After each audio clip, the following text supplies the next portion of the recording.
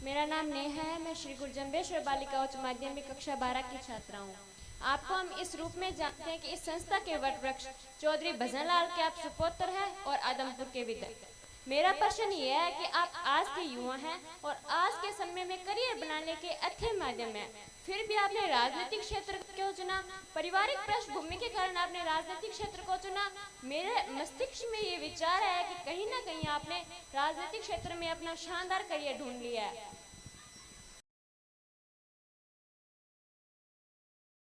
मैं श्री गुरु जम्बेश्वर बालिका उच्च माध्यमिक विद्यालय की कक्षा 12 की छात्रा हूँ।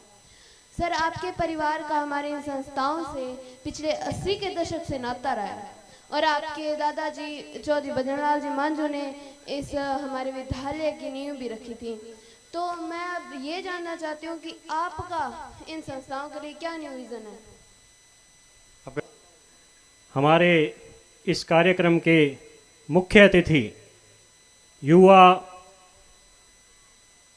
श्री भव्य बिश्नोई को कि वो पधारें और अपने उद्बोधन से हमें अनुग्रहित करें। श्रीमान भव्य बिश्नोई।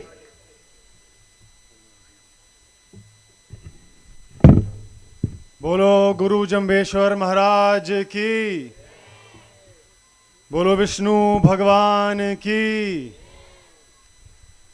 सर्वप्रथम मैं स्वामी सच्चिदानंद जी आचार्य जी के चरणों में नमन करता हूं,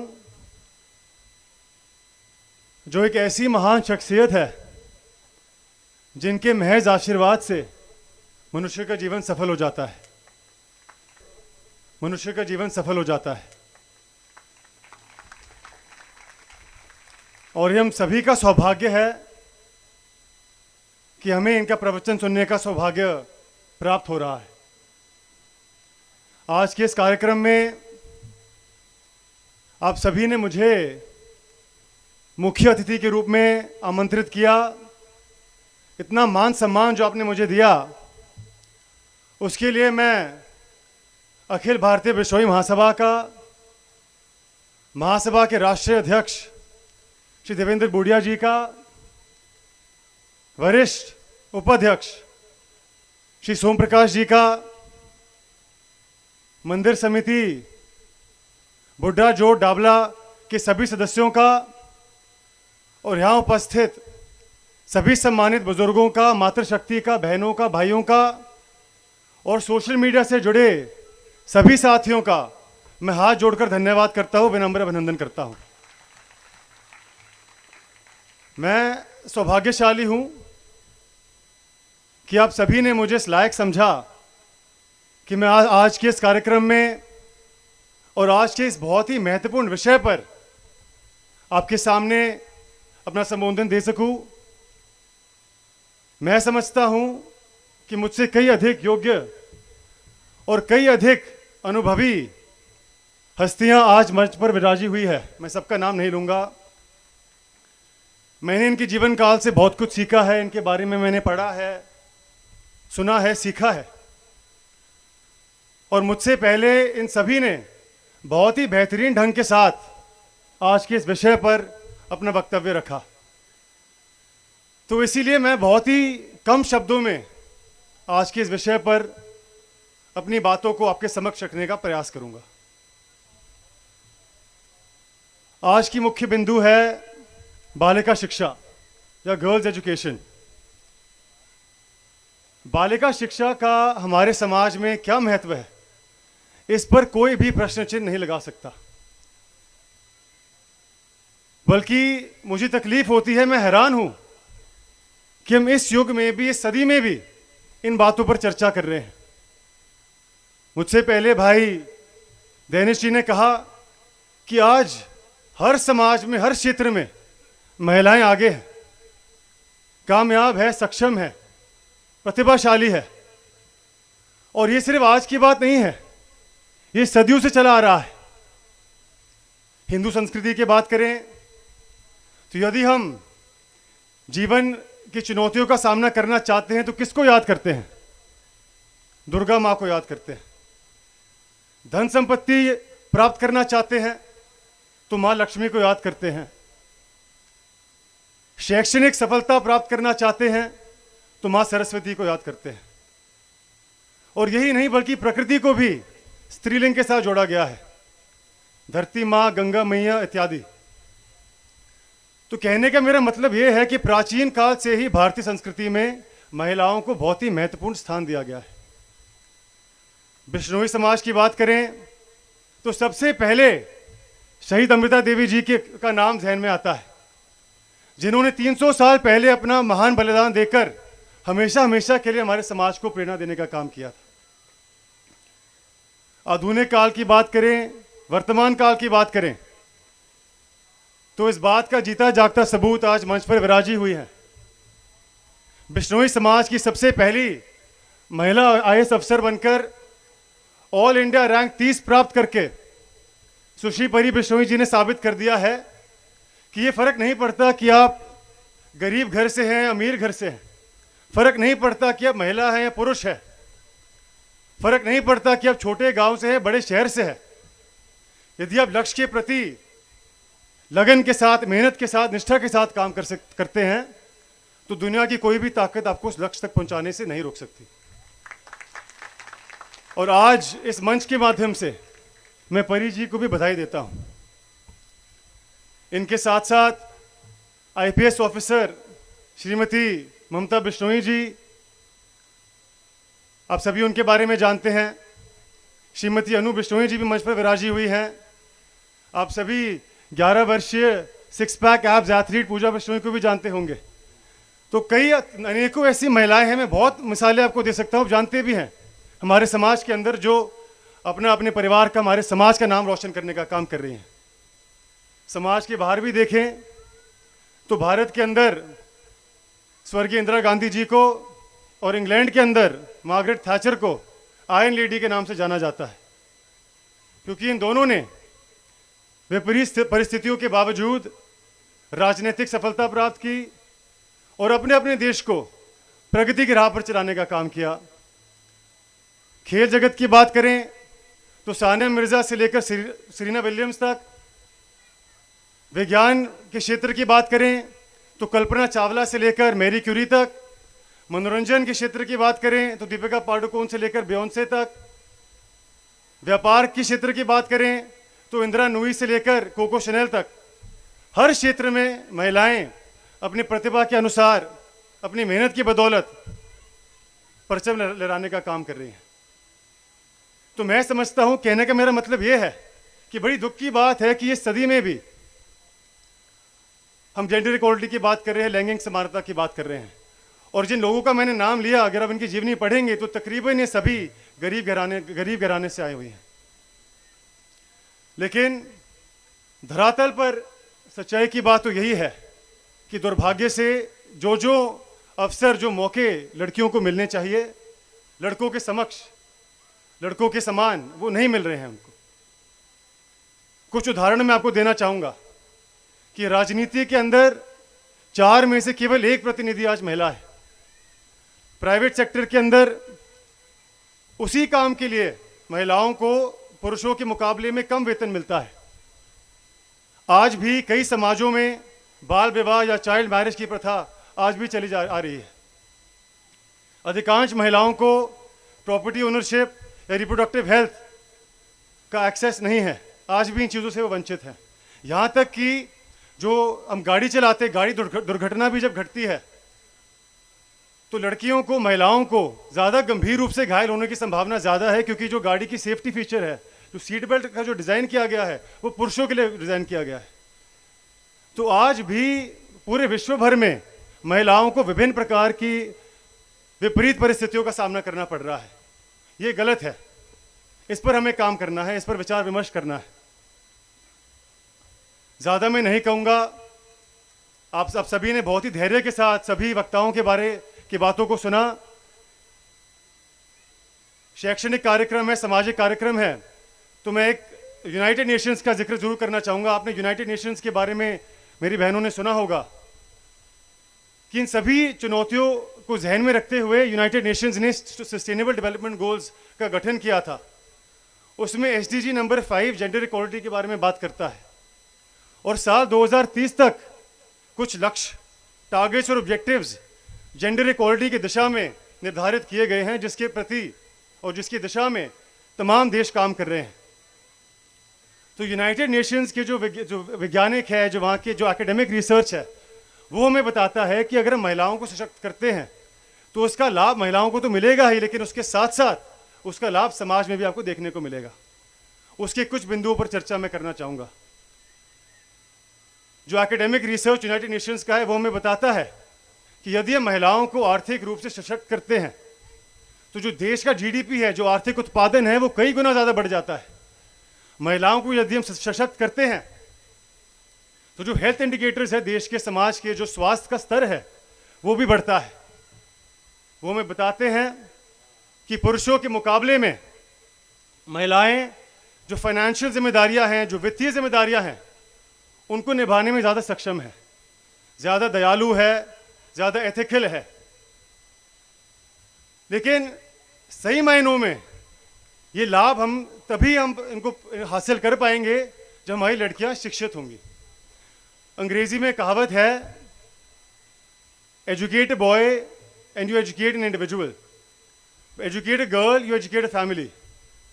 कहने का मतलब ये है कि लड़कियों को यदि आप शिक्षित करते हैं तो आप निश्चित तौर पर उनका भविष्य संवार रहे हैं, लेकिन उनके साथ साथ उसके आने वाले परिवार का भी भविष्य संवारने का आप काम कर रहे हैं। मुझे पंक्ति याद आती है, अमेरिका का एक बहुत ही मशहूर लेखक है वॉशिंगटन इरविंग, मैं ट्रांसलेट करके आपको बताता हूँ। वो कहते हैं कि दुनिया का सबसे सर्वश्रेष्ठ अकादमी माँ के चरणों में है। आप सभी इस बात से सहमत होंगे कि हम सभी के जीवन में सबसे अहम योगदान माँ का होता है। तो इसीलिए यदि हमारी बेटियाँ, हमारी बहन शिक्षित होंगी तो निश्चित तौर पर वो स्वयं आर्थिक रूप से, व्यावसायिक रूप से आत्मनिर्भर तो बनेंगी ही, लेकिन आने वाले समय में वो अपने बच्चों को भी शिक्षित करने का काम करेंगी। मुझे बड़ी खुशी हुई कि आज के इस कार्यक्रम में माताएं भी उपस्थित हैं, बड़े बुजुर्ग भी उपस्थित हैं, क्योंकि लैंगिक समानता को हासिल करने में, विमेन एम्पावरमेंट को हासिल करने में सबसे अहम योगदान आप सभी का है। और इसकी शुरुआत होती है माँ के कोख से, इसकी शुरुआत होती है हमारी सोच से, हमारी मानसिकता से। बहुत ही दुख की बात है कि आज भी जो खुशी मैं देखता हूँ कि मुझे काफ़ी जगहों पर देखने को मिलता है कि जो खुशी माता पिता को बेटे के होने से होती है वो बेटी के होने से नहीं होती। ये गलत है। जो अवसर हम अपने बेटों को प्रदान करते हैं वही अवसर बेटे को भी प्रदान हमें करने का काम करना चाहिए, तभी सही मायनों में मानवता का कल्याण होगा। मुझे बड़ी खुशी है कि आज के इस कार्यक्रम में मेरे भाई बंधु भी उपस्थित हैं। इस विषय पर, इस मुद्दे पर हम पुरुषों का, मर्दों का भी योगदान बहुत अहम है। अंग्रेजी में इसको कहते हैं मेल एलायशिप। हमने सक्रियता से सहयोगी इस विषय में बनना है, महिलाओं का सम्मान करना है और ये निर्धारित करना है कि जो अवसर हमें मिल रहे हैं जीवन में सफलता प्राप्त करने के, वही हमारी बहन, हमारी बेटियों को मिलने चाहिए। तो साथियों, ज़्यादा ना कहते हुए मैं इतना कहना चाहूँगा कि आज हमारा देश बहुत ही सौभाग्यशाली है कि हमें एक इतना बढ़िया प्रधानमंत्री श्री नरेंद्र मोदी जी के रूप में मिला है, जो बेटी बचाओ बेटी पढ़ाओ, सखी, प्रधानमंत्री उज्ज्वला योजना जैसी अच्छी नीतियों के माध्यम से महिला उत्थान के लिए सचेत परिश्रम कर रहे हैं, प्रयास कर रहे हैं।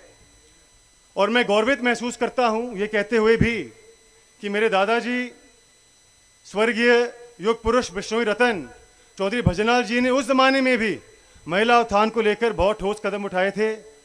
अपनी बेटी अपना धन जैसी नीतियों को लागू करके उन्होंने उस ज़माने में, 1980s की मैं बात कर रहा हूँ, उस ज़माने में जब कन्या का जन्म होता था तो उनको 2500 रुपये धनराशि में उनके माता पिता को दिया जाता था और 18 साल पूरे होने के बाद 25,000 रुपये उसकी शादी के लिए उनको उस ज़माने में दिया जाता था। और इसके साथ साथ 10वीं तक की पढ़ाई लड़कियों को दादाजी ने मुफ्त करने का काम उन्होंने किया था। मुझे आज ही एक साथी ने बताया कि इस स्कूल की भी नींव चौधरी भजनलाल जी ने 1985 में रखी थी। तो मैं बहुत गौरवित महसूस करता हूं कि आज मैं आपके समक्ष इस मंच पर अपना वक्तव्य आपके सामने रख रहा हूं। दादाजी के बाद अखिल भारतीय बिश्नोई महासभा के संरक्षक बिश्नोई रतन श्री कुलदीप बिश्नोई जी भी अथक परिश्रम कर रहे हैं कि वे महिला उत्थान के प्रति काम करें, समाज को एकजुटता के साथ, मजबूती के साथ वो आगे बढ़ा सके। उनको भी मैं इस मंच के माध्यम से बधाई देता हूं। साल 2018 में आप सभी के आशीर्वाद से हमने भजन ग्लोबल इम्पैक्ट फाउंडेशन संस्था का गठन किया था, जिसके माध्यम से हम पर्यावरण को लेकर, महिला उत्थान को लेकर कई बिंदुओं पर काम कर रहे हैं। हमने हाल ही में मेंस्ट्रुअल हाइजीन मैनेजमेंट को लेकर, सेल्फ डिफेंस ट्रेनिंग को लेकर हमने काफ़ी कार्य किए हैं। तो मैं इस मंच के माध्यम से आप सभी को भी आमंत्रित करता हूं कि आप भी इस संस्था के साथ जुड़ें और अपना जो समाज सेवा में अपना योगदान ज़रूर दें। एक बार पुनः मैं कहना बहुत कुछ चाहता था, लेकिन 4 घंटे हो गए, आप काफ़ी समय से सभी यहाँ उपस्थित हैं।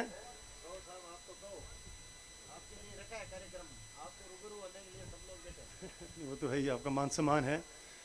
मंदिर समिति का मैं एक बार पुनः आभार प्रकट करता हूं। मुझे पता चला कि ये युवा सम्मेलन दूसरी बार आयोजित किया जा रहा है और इसके साथ साथ आप सामाजिक रूप से, शैक्षणिक रूप से, धार्मिक रूप से और पर्यावरण के माध्यम से आप बहुत अच्छे और नेक कार्य कर रहे हैं।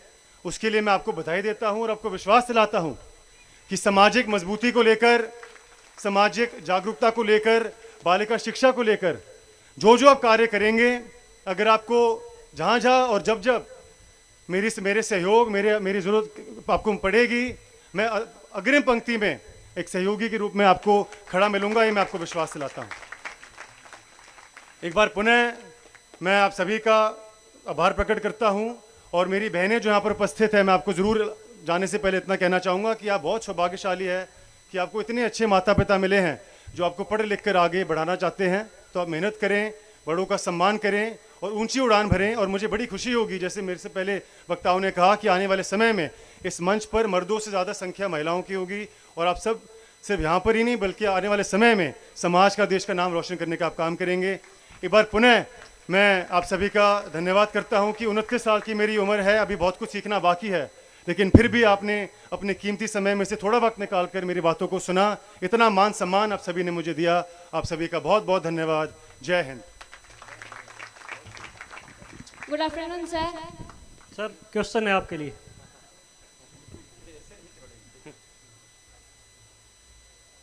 Good afternoon sir. मेरा नाम नेहा है, मैं श्री गुरु जम्बेश्वर बालिका उच्च माध्यमिक कक्षा 12 की छात्रा हूँ। आपको हम इस रूप में जानते हैं कि इस संस्था के वट वृक्ष चौधरी भजनलाल के आप सुपुत्र हैं और आदमपुर के विधायक।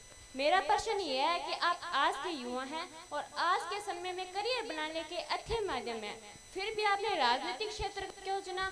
पारिवारिक पृष्ठभूमि के कारण आपने राजनीतिक क्षेत्र को चुना। मेरे मस्तिष्क में ये विचार है कि कहीं ना कहीं आपने राजनीतिक क्षेत्र में अपना शानदार करियर ढूंढ लिया है। बहुत बहुत धन्यवाद। नेहा नाम है आपका? धन्यवाद नेहा, बहुत अच्छा सवाल है आपका। देखिए, मेरा ये मानना है कि समाज सेवा करने के बहुत ज़रिए होते हैं, जिसमें से एक राजनीति भी है। आप अपने आसपास देखेंगे कि कई लोग अलग अलग क्षेत्रों में लोगों की सेवा कर रहे हैं। कुछ एनजीओ के माध्यम से कर रहे हैं, कुछ बड़े बड़े व्यापार खड़ा करके CSR जिसको कहते हैं उसके माध्यम से कर रहे हैं। मैं आपको अपने बारे में ज़रूर बताना चाहूँगा कि जब मैं आपकी उम्र का था, शायद आपसे छोटा था, तो मैं क्रिकेट खेलना चाहता था। मैं दिल्ली स्टेट के लिए क्रिकेट खेल भी रहा था 14-15 साल की उम्र में। और जब 15 साल की उम्र मैंने पूरा किया तो मुझे बहुत गंभीर रूप से एक बैक की इंजरी मुझे हुई। तो कुछ समय मुझे मिला, 6-8 महीने का, जब मुझे बेड रेस्ट पर मैं था, तो मुझे समय मिला। मैंने अपने दादाजी से विचार विमर्श किए, मैं अपने पिताजी से उनसे मैंने बात की, और सिर्फ बात ही नहीं बल्कि मैंने अधिक समय उनके साथ बिताया। और मैंने देखा कि किस प्रकार से बड़े पैमाने पर वो लोगों की और ज़रूरतमंदों की सेवा कर पा रहे थे। तो ये आपकी बात सही है कि क्योंकि मेरा परिवार राजनीति से जुड़ा हुआ है, तो निस्संदेह पहले चुनाव में शुरुआत में मुझे ज़रूर उसकी सहायता मिलती है, लेकिन अब एक चुनाव मेरा हो गया और आप सभी के आशीर्वाद से, परमात्मा के आशीर्वाद से, आदमपुर के प्यार से मुझे सफलता भी प्राप्त हुई। लेकिन आने वाले समय में जो सफलताएं मुझे हासिल होगी, जो काम मैं करूंगा, वो तभी मुझे सफलता मिलेगी जब मैं पूरी मेहनत के साथ, पूरी निष्ठा और ईमानदारी के साथ अपनी जिम्मेदारियों को निभाऊंगा। Thank you sir.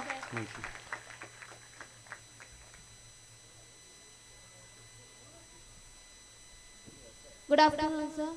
मेरा नाम नायक है, मैं श्री गुरु जम्बेश्वर बालिका उच्च माध्यमिक विद्यालय की कक्षा 12 की छात्रा हूँ। सर, आपके परिवार का हमारे इन संस्थाओं से पिछले 80 के दशक से नाता रहा है और आपके दादाजी चौधरी भजनलाल जी मांझू ने इस हमारे विद्यालय की नींव भी रखी थी। तो मैं अब ये जानना चाहती हूँ कि आपका इन संस्थाओं के लिए क्या न्यू विजन है? आपका नाम क्या बताया आपने? महक। बहुत बहुत धन्यवाद महक। इतने अच्छे अच्छे सवाल हमारी यहाँ बहनें पूछ रही हैं। जैसे मैंने कहा, देखिए मैं बहुत गौरवित महसूस करता हूँ कि मैं एक ऐसे परिवार से संबंध रखता हूँ और एक ऐसे समाज से संबंध रखता हूँ जो शिक्षा को लेकर, महिला उत्थान को लेकर गंभीर रूप से काम कर रहा है। और जैसे मैंने कहा कि मेरे दादाजी ने कई साल पहले स्कूल की नींव रखी, और हमारे परिवार की सोच ऐसी रही है कि मेरे माता पिता ने ऐसे संस्कार मुझे भी दिए, मेरे भाई मेरे बहन को भी दिए कि शिक्षा से ज़्यादा महत्वपूर्ण ज़िंदगी में कुछ नहीं है। और समाज के आशीर्वाद से मुझे हिंदुस्तान में रहते हुए भी और विदेश में भी बहुत अच्छी शिक्षा हासिल होने का सुअवसर प्राप्त हुआ। और राजनीति, जैसे मैंने कहा, मेरे लिए जन सेवा करने का एक ज़रिया है। और जैसे जैसे परमात्मा के माध्यम से, जनता के माध्यम से मुझे मजबूती मिलेगी, मैं शिक्षा को लेकर बहुत गंभीर रूप से काम करना चाहूँगा। सकारात्मक सोच भी रखता हूँ, और जो जो ज़रूरतें इस इलाके की डावला की है, या तो मैं पहली बार कदम रख रहा हूँ, तो जो जो ज़रूरतें हमारे यहाँ इलाके की है, मैं आपको विश्वास दिलाता हूँ कि मैं उनको सुनूंगा, समझूंगा, और जैसे जैसे मैं आपकी सेवा कर सकूंगा, मैं बढ़ चढ़कर उस पर काम भी करूंगा। Thank you sir.